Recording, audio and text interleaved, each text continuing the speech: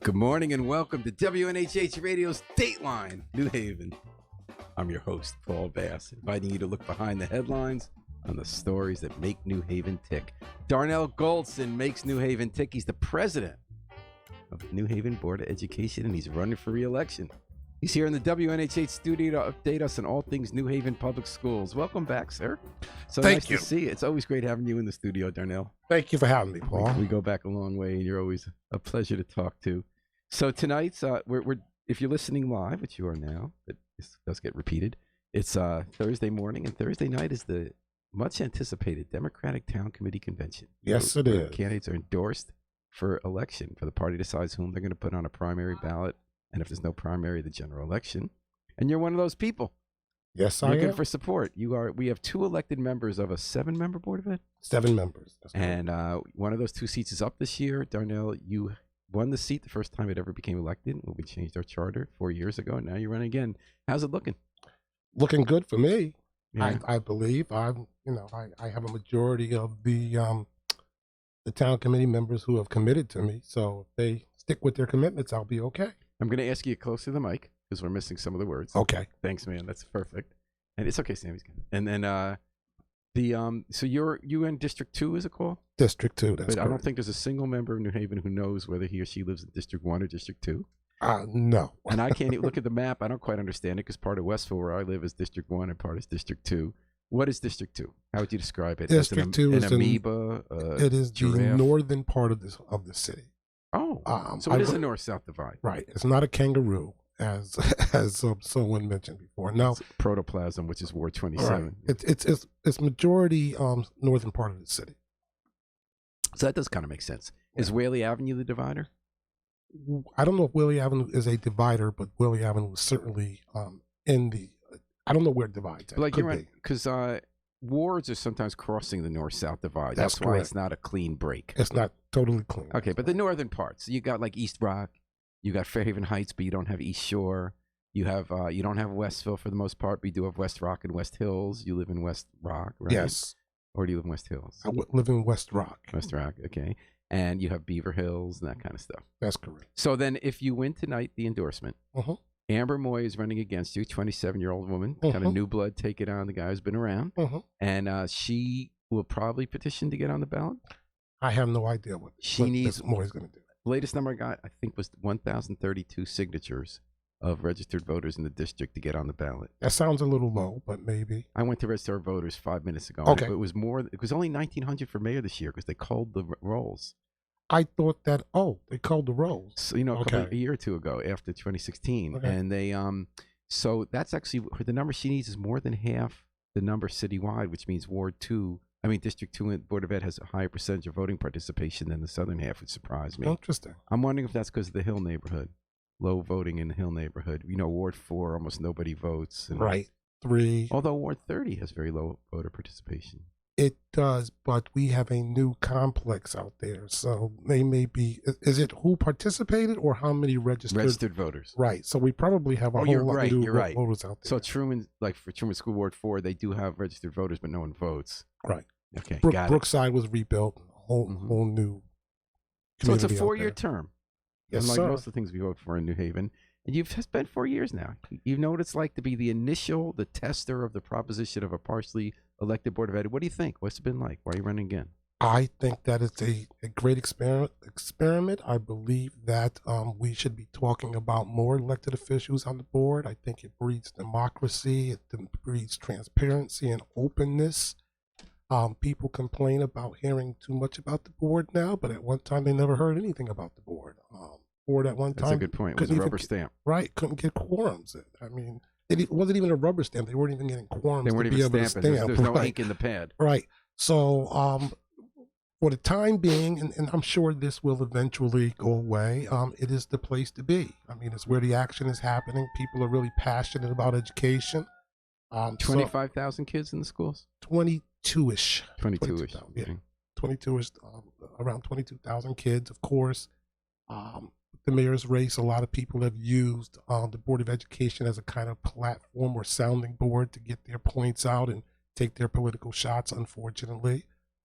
Right. The people, Justin Ellicker is running for mayor, and there's a citizens group that popped up that's a very pro-Ellicker group. Yes. And they're concerned about the direction of the Board of Ed. Right. And certainly we want to continue to participate at our board meetings and bring that stakeholders' opinion to the board, but we don't want it to be used as a ground for political fights. Now that's an interesting position you're in, Darnell Goldson, because you like to get in the mix. You like to talk to people and have it out rather than hide. And this group, New Haven Parent Associates, or whatever they call folks, advocates, they're very visible, very vocal. They've really turned out lots of people. And they've used you as one of their targets. Mm-hmm. So and now you're running for election. You want them to participate. You want to mix it up with them, but that doesn't help you. I'm guessing. Do you think they're going to work for Amber Moy, or you think you're not the target? Really? Well, I could tell you that Miss Moy was one of the names that they submitted to the mayor to replace Jamel Cotto when he left the board. So they asked her to appoint her to the board, but the mayor didn't do that. That's correct. Okay. Now, mixed up in all this is who's going to run the Board of Ed. So we've had 3 superintendents since you've been on the board. Well, let's make sure we understand. The Board of Ed and the New Haven Public School System are 2 different entities. The Board of Ed is the 7 members who are the managing board of the New Haven Public School System. But the New Haven Public School System is run by the administrators and so the you're their boss. We are their boss. Well, we're actually the superintendent's boss. Oh. The superintendent's everybody else's boss. Got it. So we've had quite some turnover and a lot of fighting about it. So there were a lot of dissatisfaction with Garth Harries when he was the superintendent. He got pushed out. And then Reggie Mayer ran it for a while. He came back out of retirement. Then Carol Burks came. That was very controversial.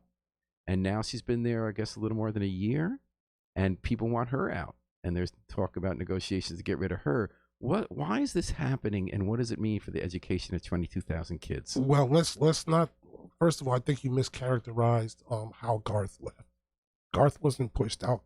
Garth left. He decided he didn't want any more. But the reason he didn't want more was because there were all these demonstrations against them and criticism from the board. People wanted him out. There was talk about lawsuits. Well, certainly, but he left on his own accord. I mean, no one forced him out. If Garth wanted to stay, Garth would have been able to stay. He had a contract. He would have had to fight for his life. You got to have a tough skin to educate to lead the Board of Education in the city of New Haven.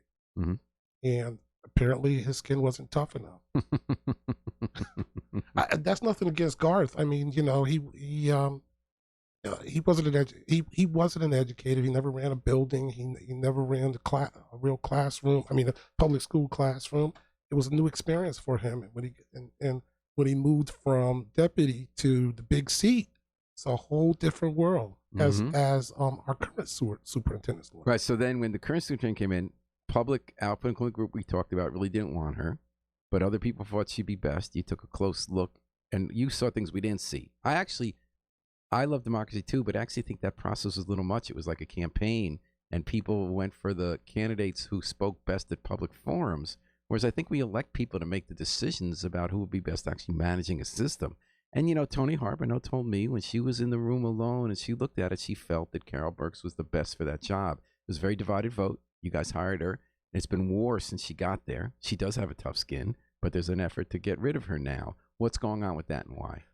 Well, I'll talk for me. I'll speak for me. When I decided to vote for Carol Burks, I did it because I thought that she was. I knew that she didn't have the requisite superintendent experience. She had never been a superintendent before, but I also believed that she could grow with the system. And we had a long-term superintendent who was willing to help mentor her with Mayo. We had already that hasn't happened, right? Well, not because Mayo's not available, right? So I honestly believed that she would be someone who would grow with the system and stay with the system. One of the candidates who was probably the most experienced, Patricia Brown. Right. She had, if you looked at her history, she was 2.5, 3 years here. Then she was going to the next place. And I just didn't see her staying very long. I didn't know if that's what we wanted. So I figured, at the end of the day, Burks wasn't going anywhere. Clearly she's a Connecticut person. She's a Connecticut person. She's getting a lift up here to right. So I felt comfortable with bringing her on. And then there was a feeling among her supporters that she never got a chance to actually do the job. You guys and others had press conferences against her and stuff when she made decisions you didn't like. We didn't have press conferences against her. We had press conferences against decisions that she made that she didn't incorporate anybody else in. She laid off 1,100 part-time employees, of which only 700 actually worked for the system. She did this on a Friday. So that's kind of a point of pride. You get laid off from a job you don't have. Could you imagine getting that layoff notice? I would go right to unemployment and say, "Look, they say I work for them." It was frustrating because I was in New York with my wife for dinner, and I started getting all of these telephone calls at like 7, 8, 9 o'clock in the evening. In New York?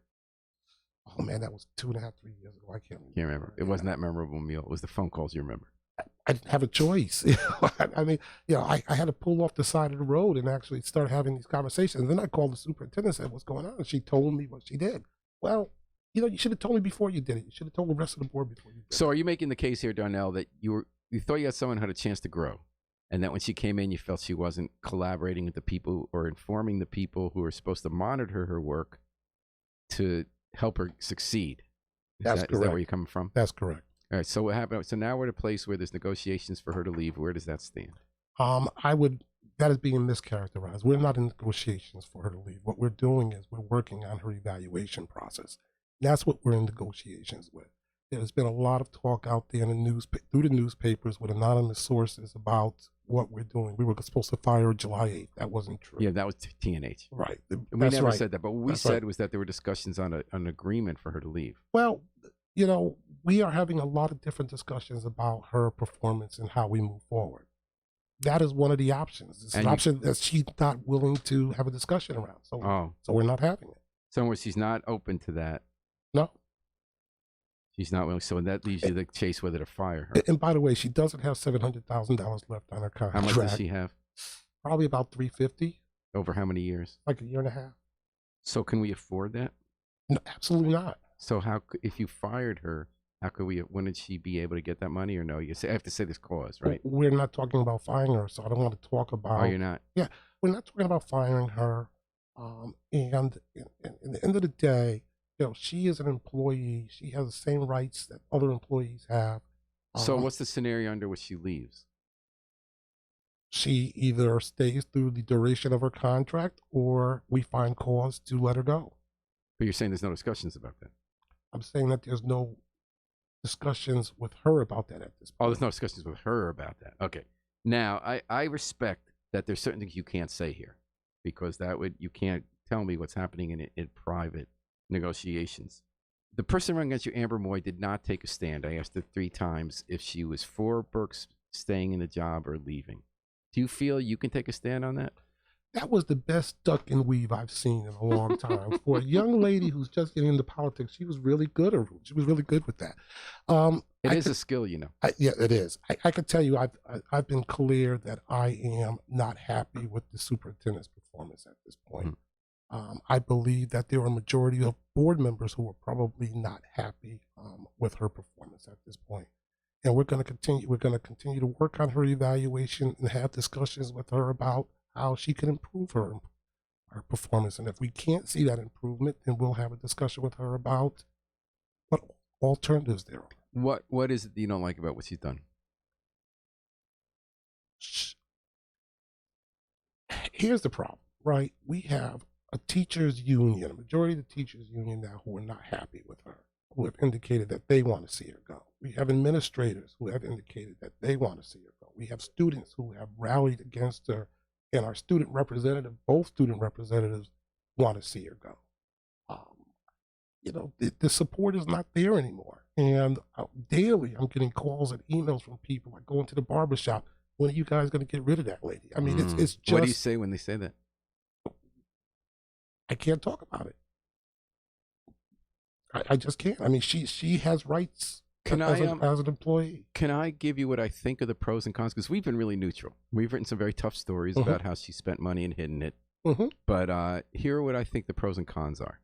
The argument against Carol Burks is she came in like a bat out of hell, making decisions without consulting people that affected hundreds of teachers in the short term, and that she hasn't worked collaboratively, that she spent a lot of money on her friends on consultants that we don't really have, that was really wasted money, and that she also secretly harbors a charter school bias, which we haven't seen yet, and that she's kind of close to some people who have special interest demands on the school system. The case for her is that she's, as you said, she was stepping up to a new challenge, and that she did have a pretty good record, has skills, and she's strong, and she was asked to make some tough choices. And the argument for her is that she tried to make those tough choices. She was undercut by people who felt they couldn't control her, and that now she's kind of being blamed when she never got a chance. Is that a fair way to characterize the two sides? I wouldn't agree with that. The board has made tough choices throughout the 3 years that I've been on the board. We've closed schools. We've done some things that people have come and rallied about against us. Yeah. Hundreds of people. And you're used to taking the heat. They get mad at you. Absolutely. But we did that collaboratively. You even got challenged to a duel. I got challenged to a duel. And one day we may have a fundraising duel just to raise some money for the students. But we have made those decisions as a group and collaboratively. She has not. That's the problem. She doesn't talk to the people that matter when she's making these decisions. And because you don't want to hear these, because probably she doesn't want to hear the opposition. You have to. Even though you don't like what you're going to hear, you still have to have those conversations. And we're having a conversation on Dateline New Haven with Darnell Goldson, president of the New Haven Board of Education, running for re-election. Tonight's a convention where he's going for the town committee endorsement. We're at 103.5 M, live streamed at newhavenindependent.org. And, we haven't gotten any, we usually get by this point questions for her, but if you have any questions, you can put them on Facebook. But if not, maybe you'll be watching it later and post then. There now, one last political question. So we talked about this group, New Haven Advocates, Public School Advocates, the parents group that's, pretty pro-Justin Ellicker, anti-Carol Burks. So now they're in a position where their person is running against you. They're vehemently for the removal of Dr. Burks, and you're the candidate who is more openly critical of Dr. Burks. I guess that's politics. How does that play out election time?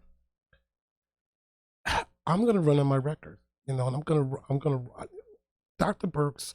I'm not afraid to admit when I make a mistake. I believe that was a mistake that I made. Not because Dr. Burks is not smart and not skilled. It's because I just don't think she was ready yet. And I don't know if she's going to be ready for this system. So I'm willing to admit I made a mistake there.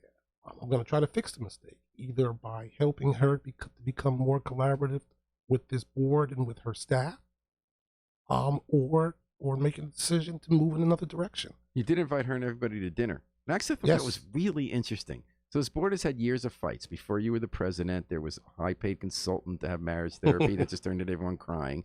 But you decided not to spend city money. You said, we got to get along better. And you invited the superintendent, all the members of the board who fight with each other quite a bit, and top administrators. And you had dinner at Adriana's on Grand Avenue, which as a vegan, haven't been there, but I heard it's a great restaurant. It is. So how did the night go? Did it accomplish what you wanted, and why did you do it? First off, we all paid for our own dinners. So Right, I was impressed with that. That was our first question. The And you school, had the press come with no problem, which I thought was awesome. we invited the press We along appreciated that, by the way. because we didn't want anyone to think that we're hiding or that we're making decisions outside of the process. Outside of the process, we again, we like I said, we paid for our own dinners. I thought that it went very well. We didn't discuss any Board of Education business whatsoever. What we did was kind of introduce ourselves to each other. You know, who we are, what makes us who we are, and what we want to see for the Board of Education. And I think that conversation went very well. I learned something new about everybody at that table except Dr. Burks. And why was that?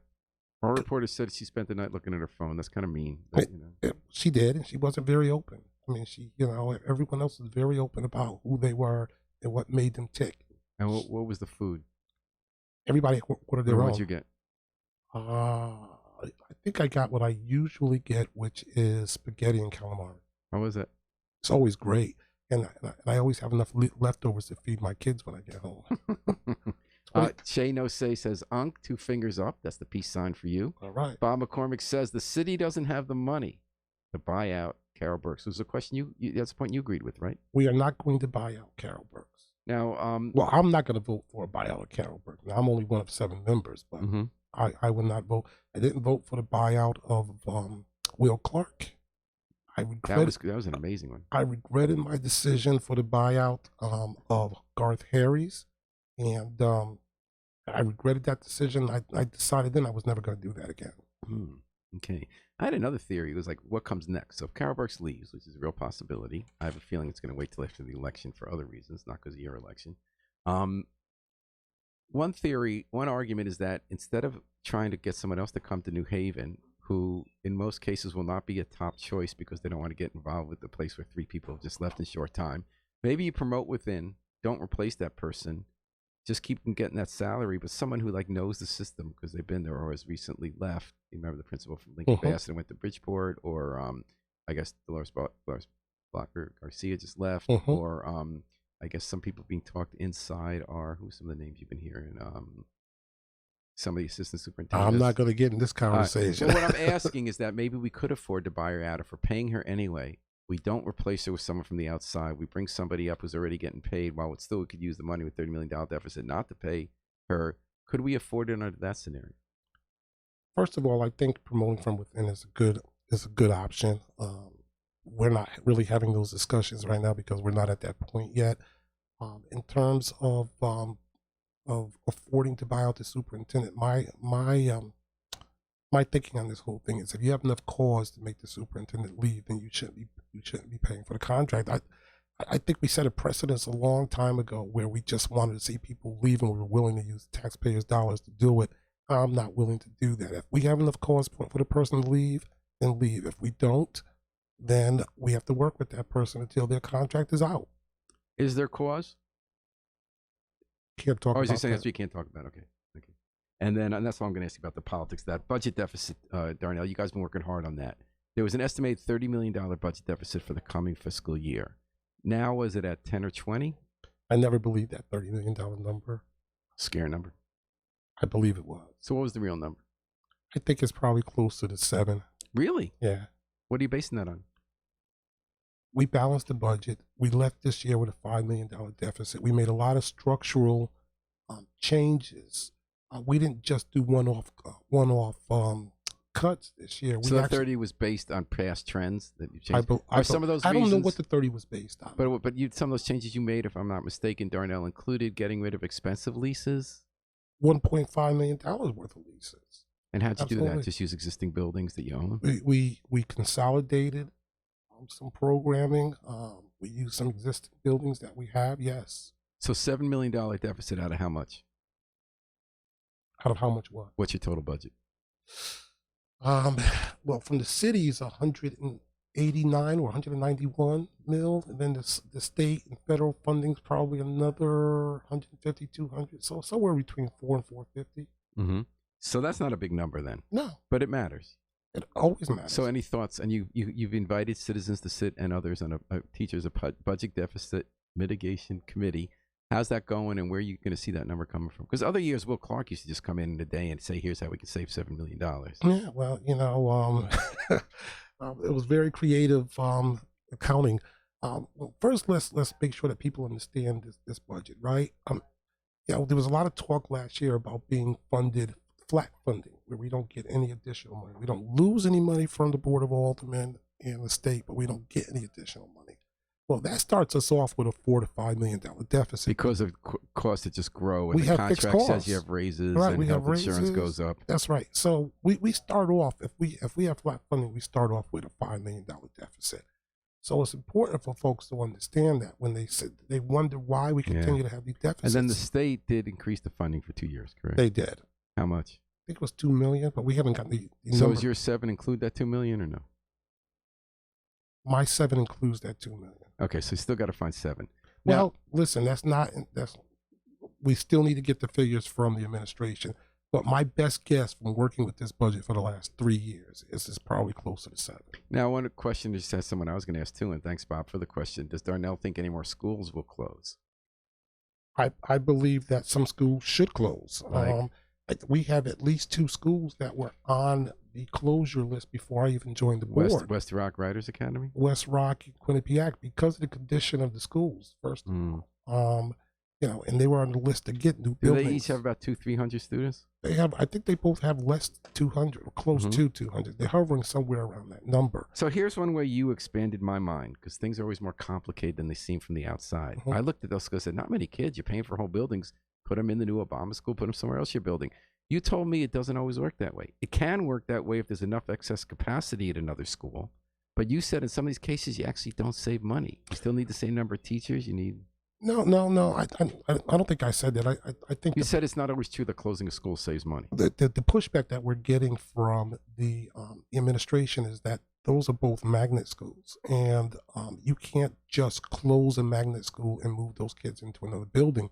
You have to co-locate them. So we have room. No, it's a school within a school. A school within a school. You got to call it. So what they do in New York with the charters and the regular public, you say this half of the building, the nice half is the charter school, and the other half's for the regular public school. Yeah. Right. So this fits into that whole ideal that we need to look at how to reform this magnet program also, because as you know, and as you have written about, and as we've talked about over the last couple of years on the board, we don't think that we're getting a fair deal with that program. And it's 25 years old, and we're paying for suburban kids to come and get educated in our school system. We're responsible for desegregation, but nobody goes to Darien and Weston and Greenwich and tell them that, dangle money in front of them and tell them that they should desegregate. So. Okay, and the question, thank you for the question about the magnet schools. That is what we're talking about now, Bob. So I'm going to remind people you're listening, and thank you very much. You're listening to Dateline New Haven. Darnell Goldson, President of the Board of Education here, talking schools. So let's talk about magnet schools, Darnell. As you mentioned, Christopher Peake's been writing some stories in The Independent that are giving voice to some feelings, some reassessment going on. And I'm going to take a step and say reassessment going on in the black community. White people still are psyched about magnet schools. Makes us feel like, oh, we're doing something about integration. We're spending a little extra money. Suburbs don't have to change what they do. And our kids get to go have an experience. I'm not from the suburbs. I'm saying that's the argument.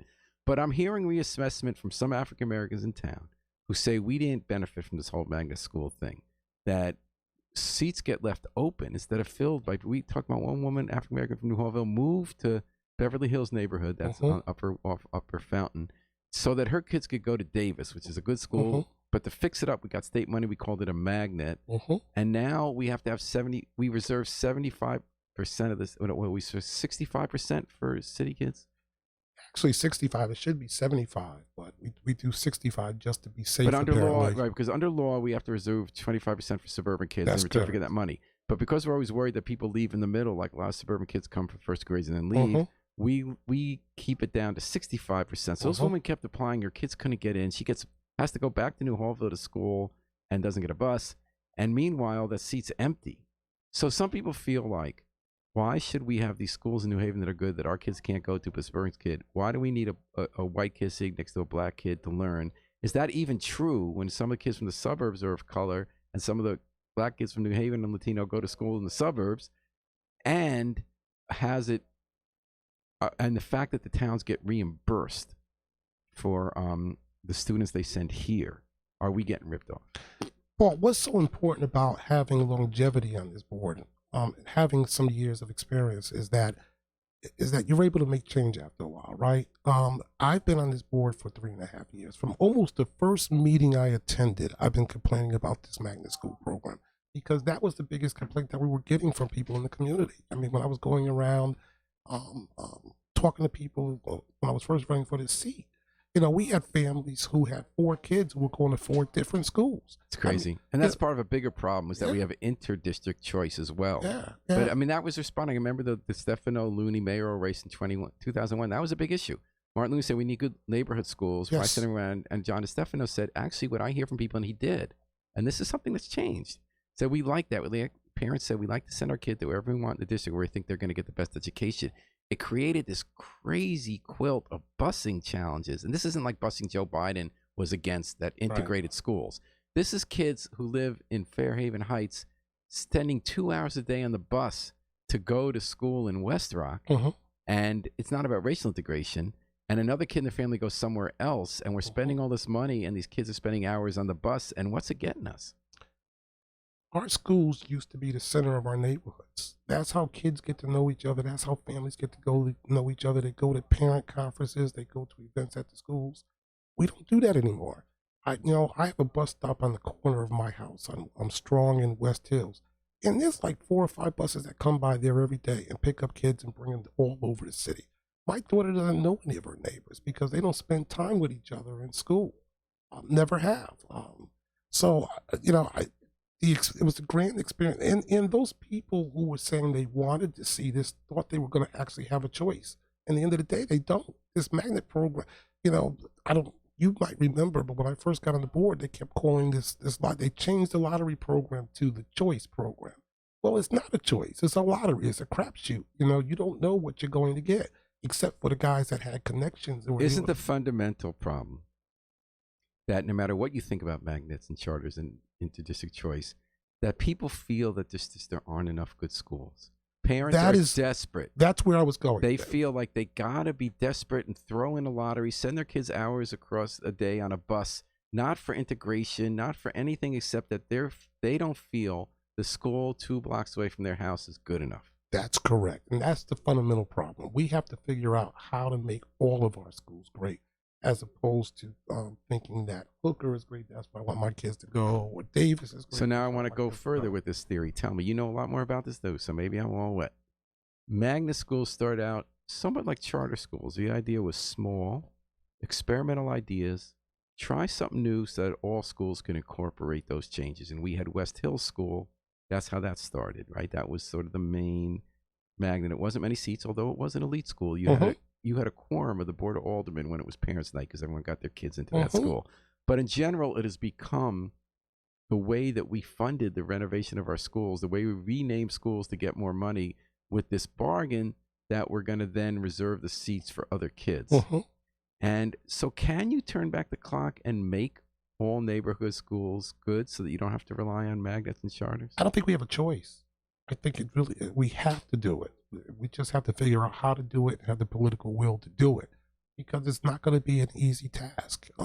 We're going to get pushback from the suburbs. We're going to get pushback from the state. And your own parents who say, hey, I love sending my kids to Jepson. I really want to send my kids to Betsy Ross. They have a great arts program. Are you going to say no to those parents?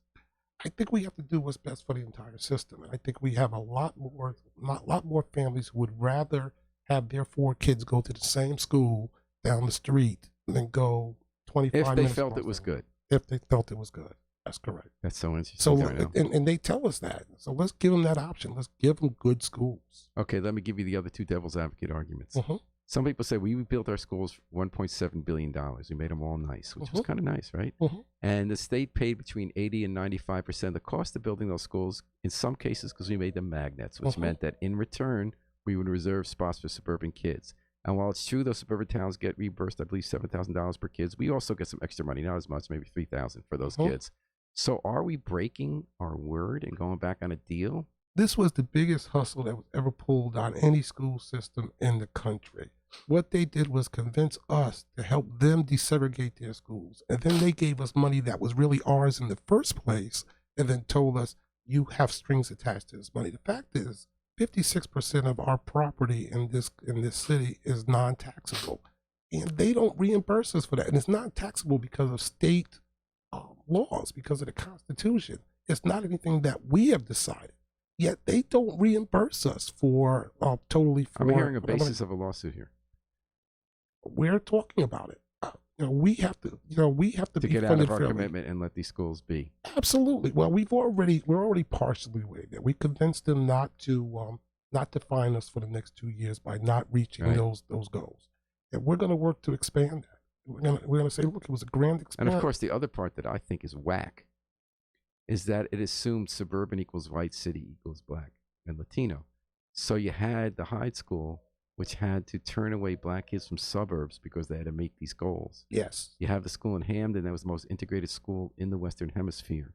You had pretty much quarter white, quarter black, quarter Latinx, and quarter Asian American, because it was 0.5% different from what the non-white could be. They were considered segregated, and they were losing their state money and had to close. It's getting worse every year. It's not getting any better.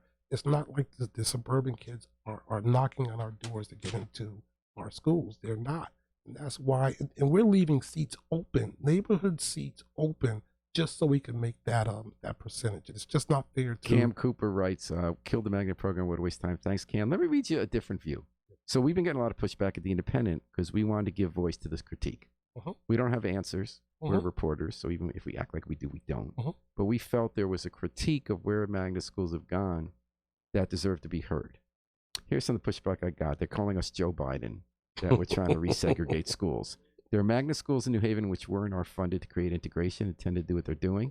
New Haven got hundreds of millions of dollars to improve and integrate. We have the nicest physical plan of any city schools system in the city. There are problems in Connecticut, but why attack integration?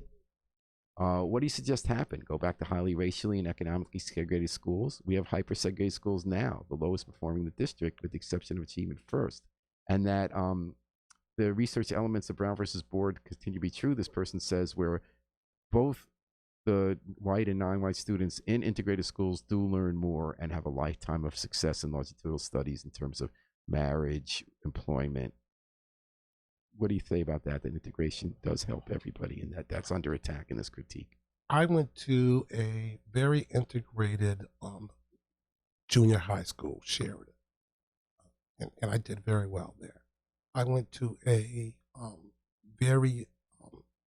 a school that was non-integrated, Hill House, which was probably somewhere around 80 or 90% black. I did very well there. I think, first of all, we have to start with the issues that are causing. You're saying it's not a given that integration or non-integration. That is it more about how good the school is? No, it's more about poverty. I mean, I think there's a direct correlation. And how are we going to address that, given that we have some of the poorest neighborhoods, and there's problems associated with poverty that come into the classroom? We have to give more supports to the children who have those issues, and the way to give them more support is by having more money. There's no. I think it's not a coincidence that Darien funds their kids and Weston funds their kids at $21,000 per kid, and they have better outcomes than we have. Okay, we do $15,000. I remember studying West Rock that said at one point, now this is another generation ago, that half the kids in the schools went home to a home where one parent was abusing drugs or alcohol. I did. So I understand that. But yet you still got this good education. Because I had a good support system. I went to Ulysses S. Grant. That was that program at Yale. Yes, I went to the Con-Pet program up at UConn. I had a tutor year round who worked with me through the Con-Pet program. We had monthly meetings with them. I had a good support system to get me through that, and that's the kind of services that we need. Would you like to see there be no magnets? No. I just think there has to be a different relationship between magnets and the city. Keep the schools, but have them be New Haveners. But I thought you said that the answer was neighborhood schools all being good.